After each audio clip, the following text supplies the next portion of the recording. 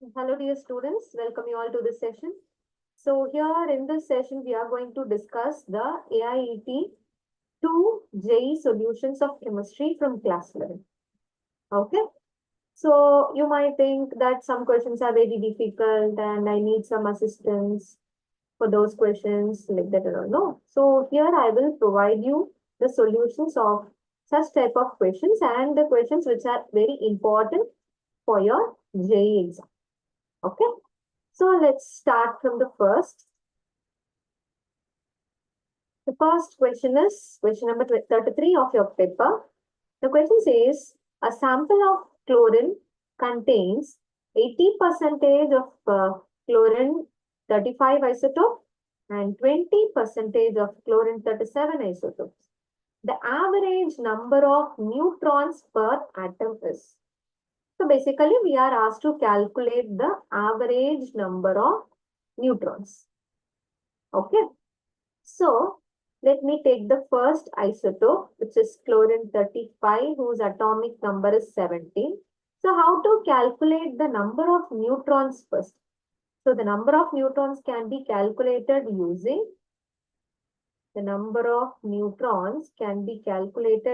a formula which is equal to the mass number divided by, minus atomic number. Okay, mass number minus atomic number. So the mass number is 35 here and the atomic number is 17 for chlorine. So 35 minus 17 is equal to 18. This is the number of neutrons present for chlorine 35 isotope.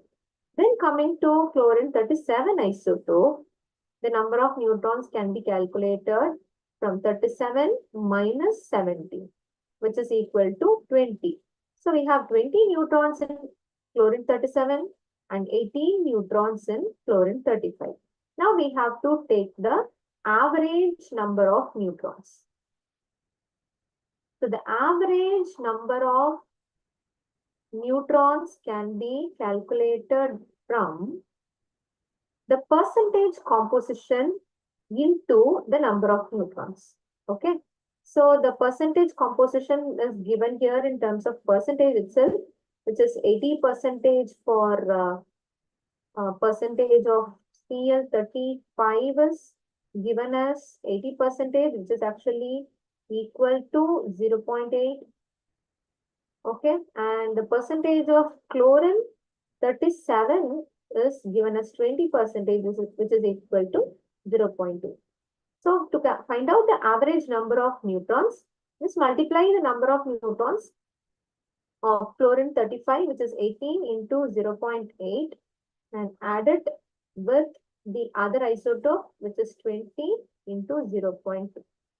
Okay, so this will give 14.4 plus 4, which is actually equal to 18.4 as the average number of neutrons per atom. So it is given in option A. So it is the correct answer. Okay. So to find out the average number of the species, you have to multiply the number of that particular species with the percentage composition and sum up all the things. Okay. Now coming to the next question, question number 34. The orbital having 2 angular nodes and 3 radial nodes is. So we have formulas to find out the radial nodes and angular nodes. Okay. So number of radial nodes can be calculated using one formula. So it is actually equal to n minus L minus 1. So the number of radial node is equal to 3. So n minus L minus 1 should be equal to 3. And the number of angular nodes is actually equal to L. Okay.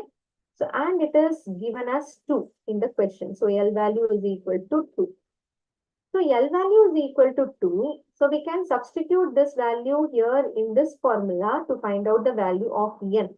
So that we can find out the shell number for the orbital which they are asking. Okay. So, therefore, N minus L minus 1 equal to 3 which is n minus 2 minus 1 equal to 3. So substituting the value of L, I will get this equation, and n value is equal to 3 plus 3, which is equal to 6.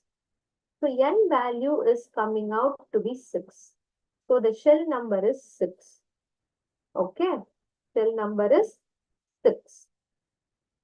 And what about the subshell? To find out the subshell, we can go for looking the L value. So here L value is given as 2. So L value is equal to 0 for s orbital, and it is 1 for p orbital, and it is 2 for d orbital, and 3 for f orbital. So L is given as 2, which is nothing but the angular nodes. So it is 2 for d orbital. So the orbital is 6d. Okay.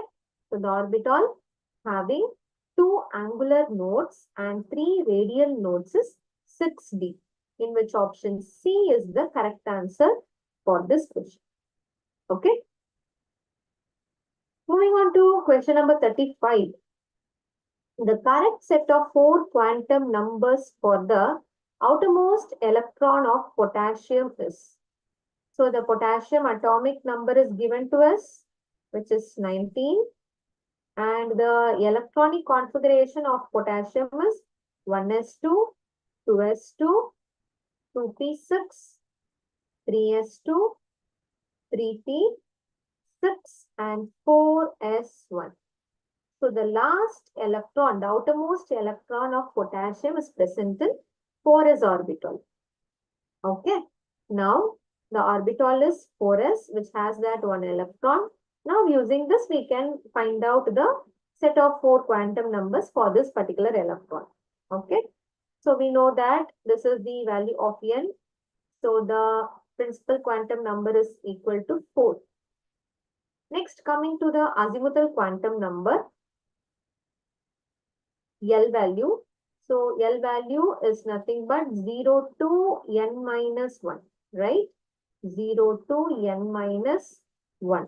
So 0 to 4 minus 1. So 0, 1, 2, and 4 minus 1 is 3. So these are the values of L for the 4s electron. Okay. So only in 2 options we have 4 as the principal quantum number. So it is option B and D. But in both the options, the value of L is given, no? So in B we have 0 and then D we have 1. So now next we have to go for M. So M can have values from minus L to plus L. Okay. Means minus 0 to plus 0, minus 1 to plus 1, minus 2 to plus 2, in which we have 5 values here. Sorry, plus 2 and plus 1. And for this, minus 3 to plus 3, minus 3, minus 2, minus 1, 0, plus 1, plus 2, and plus 3. Okay. So here, if you look into the values of M, both have 0 as the value. So that is correct. For 0 also we have 0, and then for L is equal to 1 also we have 0. Okay. Then we have to check for S, which is a spin quantum number. And it should be plus half or minus half. So both the options contain plus half. Okay.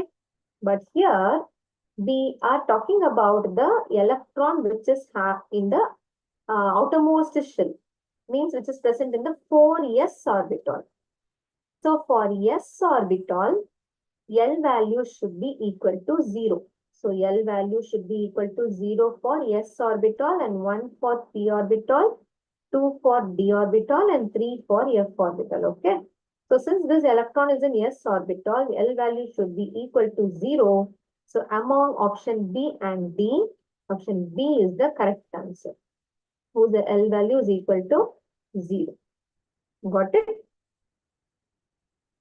Now moving on to the next question. Question number 39. A body of mass 10 milligram is moving with a velocity of 100 meter per second. The wavelength of de Broglie wave associated with it would be.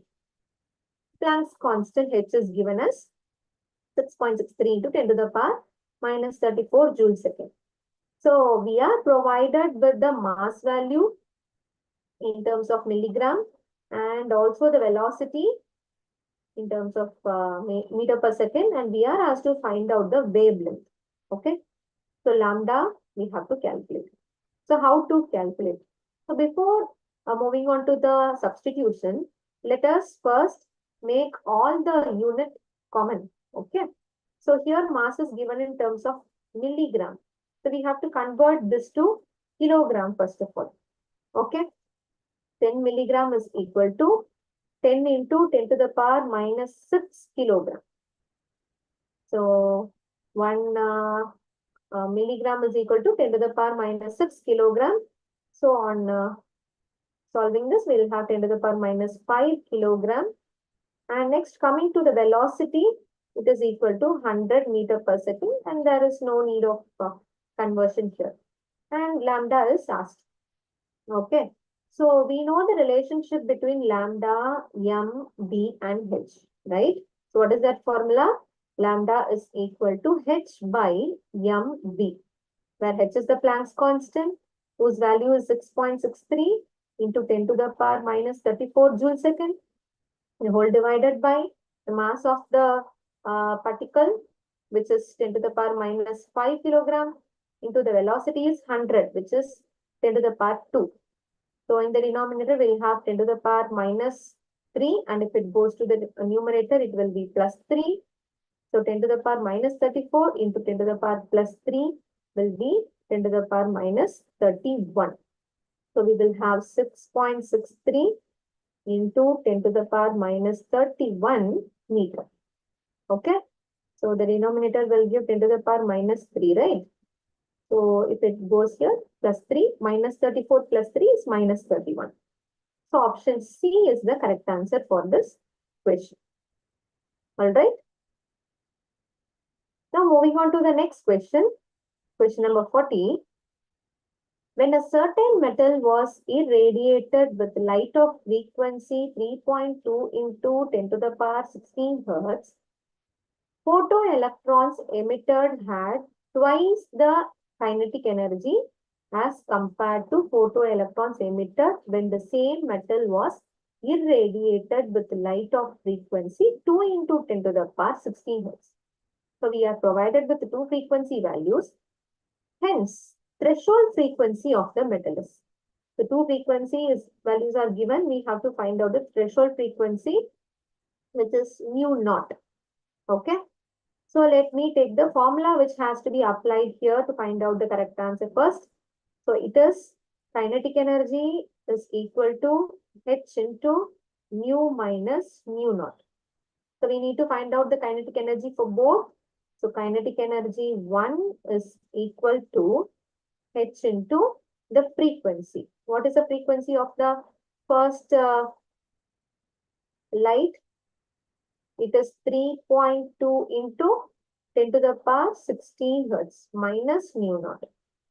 Then the kinetic energy for the second one is, for the second thing is h into the frequency is 2 into 10 to the power 16.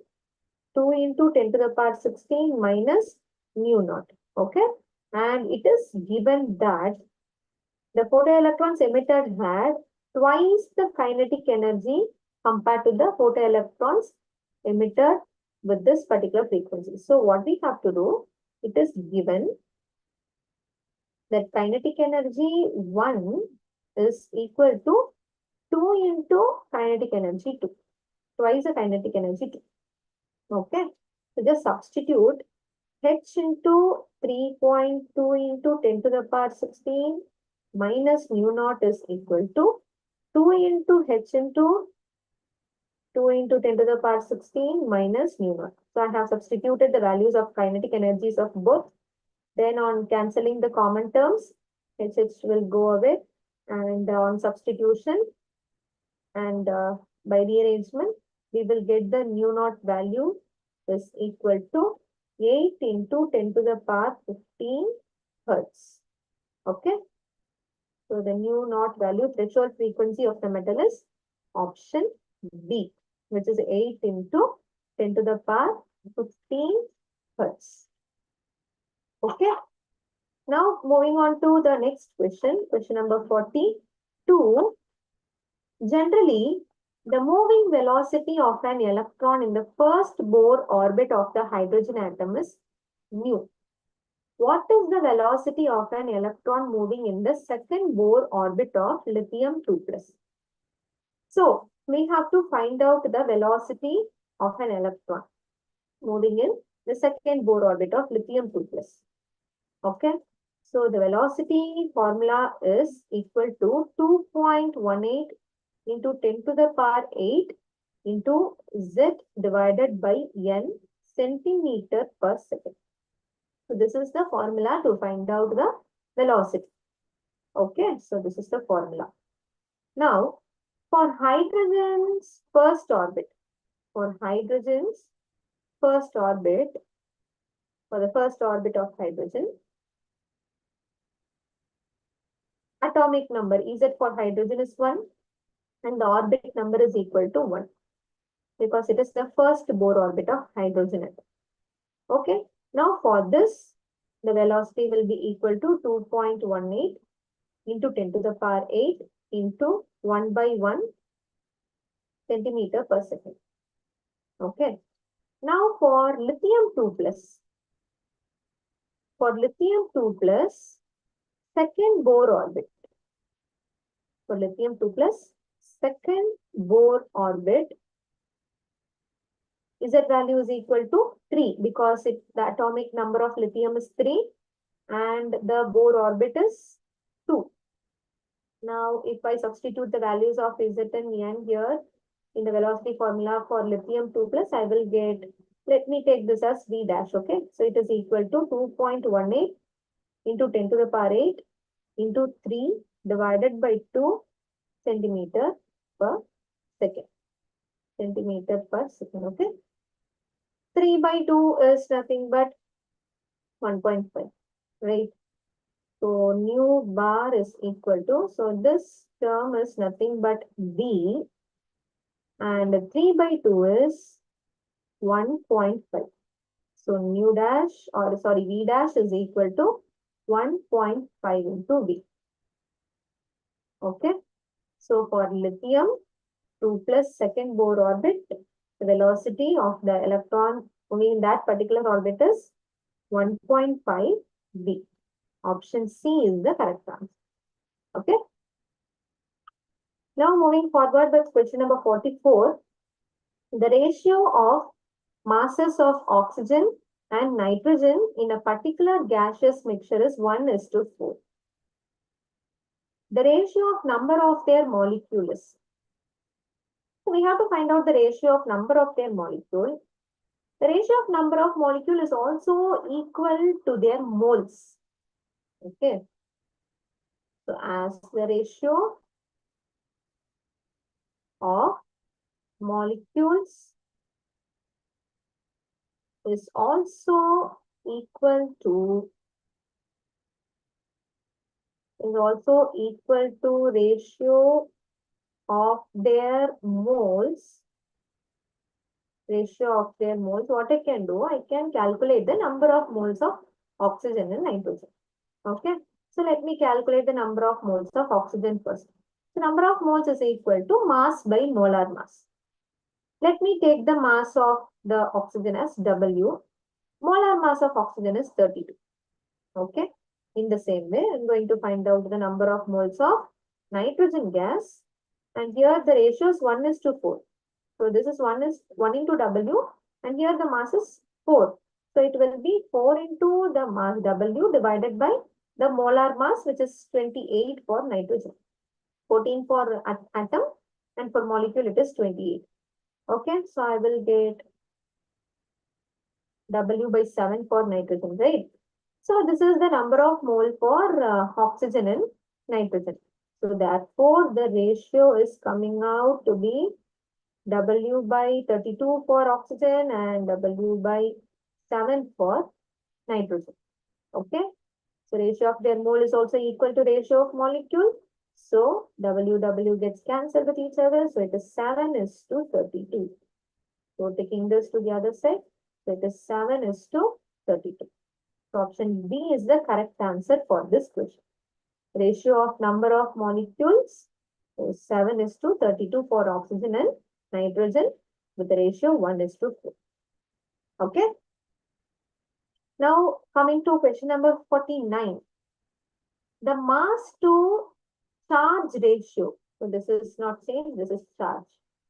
The mass to charge ratio for a cation is given as 1.5 into 10 to the power minus 8 kilogram per coulomb. What is the mass of this atom? Mass to charge ratio is given. We are asked to find out the mass of this atom. So, how to approach? The mass to charge is 1.5 into 10 to the power minus 8 kilogram per coulomb. Okay. Now, convert this to gram.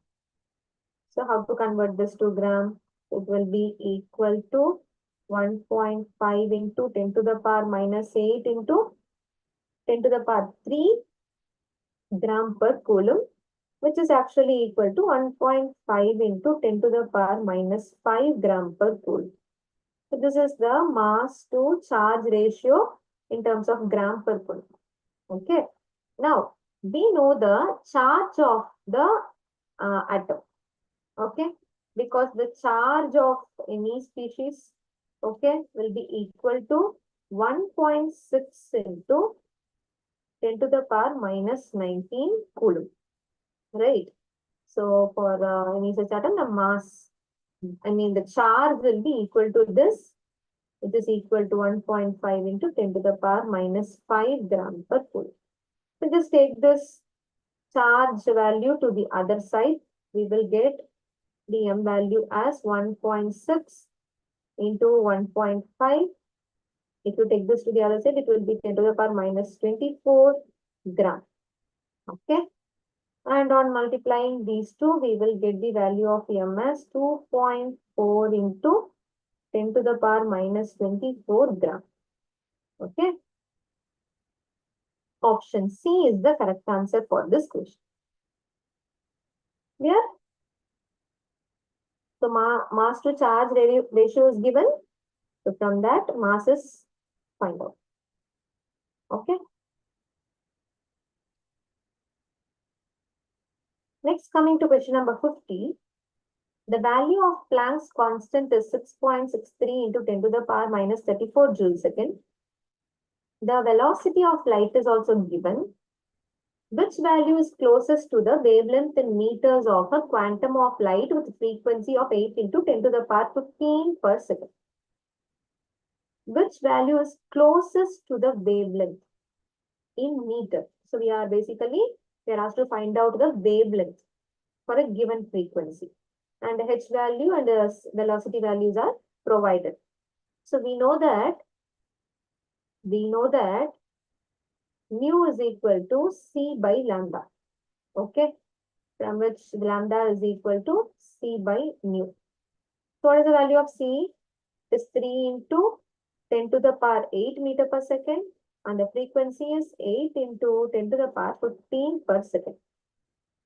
On cancellation, we will get 0.375 into 10 to the power minus 7, which is actually equal to 3.75 into 10 to the power minus 8 meter. Okay. So the closest value, if you see, 3.75 into 10 to the power 8, the exact match we have here. So it is option D. It is option D. Okay. Coming to the next question, 52. Electromagnetic radiation of wavelength 663 nanometer is just sufficient to ionize the atom of metal. The ionization energy of metal A in kilojoule per mole is dash. It is rounded off to the nearest integer. H value, C value, and Avogadro numbers values are given to us. Wavelength is given ionization energy value we have to find out. So we know that E is equal to Hc by lambda, but for 1 mole, energy is equal to Hc by lambda into Avogadro number, because in 1 mole of any species, Avogadro number of particles will be present. Okay. So this energy is nothing but the ionization energy which we are asked to find out. So substitute the values of Hc and lambda, which is 6.63 into 10 to the power minus 34 joule second, into 3 into 10 to the power 8 meter per second, into Avogadro number is 6.02 into 10 to the power 23 per mole, the whole divided by the wavelength, 663 nanometer. Okay. 1 meter is equal to 10 power minus 9 nanometer.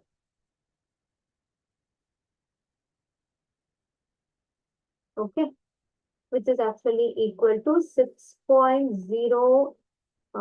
So this will go away, right? So this will go and we'll get 0.1 here. So we'll have 6.02 into 3 into the 10 power minus 9, and here 9 will go, we have 25. So we will basically have 10 power 4 joules per mole. And if we multiply this, we'll get 18.06 into 10 to the power 4 joule per mole, which is equal to 180.4 kilojoule per mole. And the nearest integer is 180, which is approximately equal to 180 kilojoule per mole. Okay. So the ionization energy with the nearest integer is 180 kilojoule per mole. Okay. The answer is 180 here. Now coming to the next question. Question number 54. The minimum uncertainty in the speed of an electron in one-dimensional region of length to A0, where A0 is the Bohr's radius whose value is 52.9 picometer is dash kilometer per second. So the mass of electron and the Planck's constant is given. So we have to find out the uncertainty in the speed. Okay. Uncertainty in the speed, which is actually the velocity, delta V, we have to find out. So here we have to apply the Heisenberg's uncertainty principle. And the mathematical expression for the Heisenberg's uncertainty principle is delta X into delta P is greater than or equal to H by 4 pi. So P is the momentum. So it is equal to M into V. M is the mass. So delta X into M is the mass. So it is a constant value. So M into del V. So in place of P, I can substitute that M into del V, which is equal to H by 4 pi. Okay. And the one-dimensional region of length is given as 2A0. Okay, means the position is given. Okay. So it is 2A0 into M into del V, which is equal to H by 4 pi. So here we have asked to find out the del V. Del V is equal to H by 4 pi into 1 by 2A0 into 1 by M. So just substitute all the values. Del V is equal to 6.63 into 10 to the power minus 34, the whole divided by 4 pi. So 4 into pi value is 3.14 into 2 into A0 value is 52.9 picometer. So a picometer means should be 10 to the power minus 12 meter. And the mass is 9.1 into 10 to the power minus 31. So the final answer will be del V is equal to 548.273 kilometer per second. Okay. So the nearest value will be equal to 548 kilometer per second. So answer is 548. Okay. This is the minimum uncertainty in the speed of an electron having this one-dimensional region of length 2a0. Okay. Moving on to the next question. Question number 57.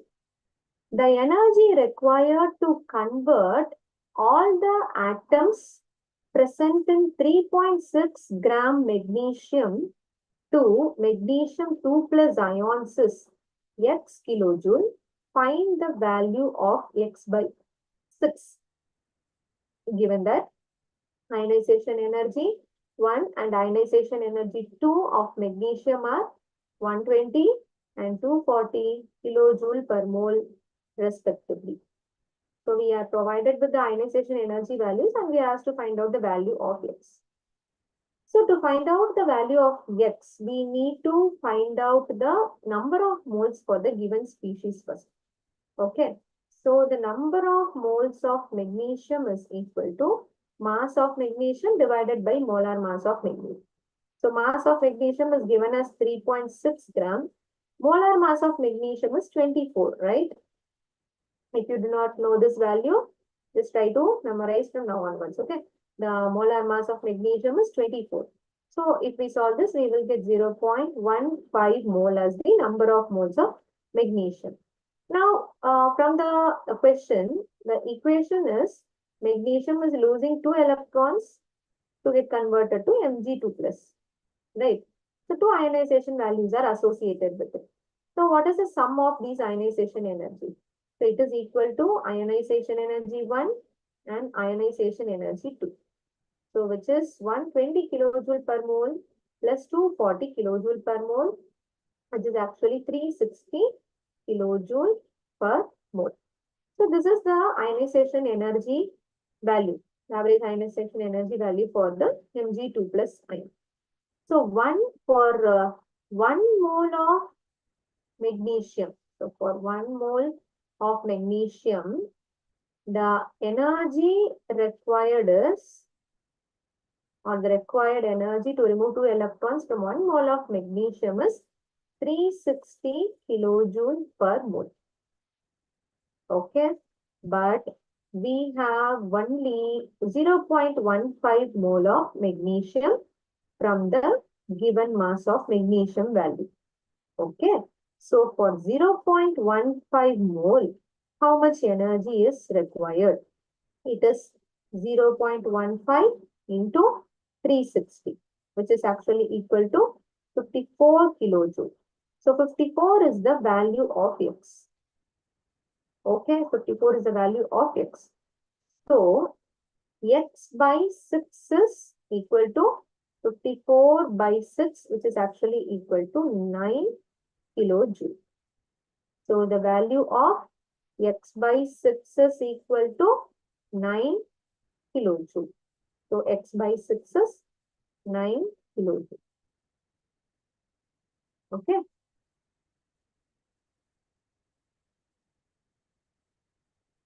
Coming to the last question of this session, which is question number 60. 56 liter of nitrogen gas is mixed with excess of hydrogen gas and it is found that 20 liter of ammonia gas is produced. The volume of unused nitrogen gas is found to be dash liter. So this is actually the production of ammonia gas from nitrogen and hydrogen, which is actually the Haber's process for the manufacture of ammonia. And the equation is N2 plus 3H2 giving 2NH3. Okay. This is the complete balanced equation for the production of ammonia using Haber's process. Okay. Now here, in the question, it says that 50 liter of nitrogen gas is mixed with excess of hydrogen gas. So hydrogen is present in excess. Okay. Hydrogen is present in excess. And 20 liter of ammonia gas is produced. 20 liter of ammonia gas is produced. So what is the ratio between these three? So 1 mole of nitrogen is reacting with 3 moles of hydrogen to give 2 moles of ammonia. and we have 56 liter of nitrogen, but only 20 liter of ammonia gas is produced. So the ratio between nitrogen and NH3 is 1 and 2, right? So here we have 1 and here we have 2. So if 20 liter of ammonia gas would have produced, then only out of 56, only 10 liter of nitrogen must have got reacted with the hydrogen, right? Okay, only 10 liter of nitrogen would have got reacted. So the volume of unused nitrogen gas left in the vessel would be equal to, we have 56 and out of which only 10 liter got reacted. So 56 minus 10 is 46 liter. Unused nitrogen gas is 46 liter. Got it? So here the session gets over. Thank you everyone for listening to the lecture so patiently. And I hope this session is very clear and useful for all of you who are watching this. We'll meet you all with the next set of questions in the next session. Till then, take care. Thank you.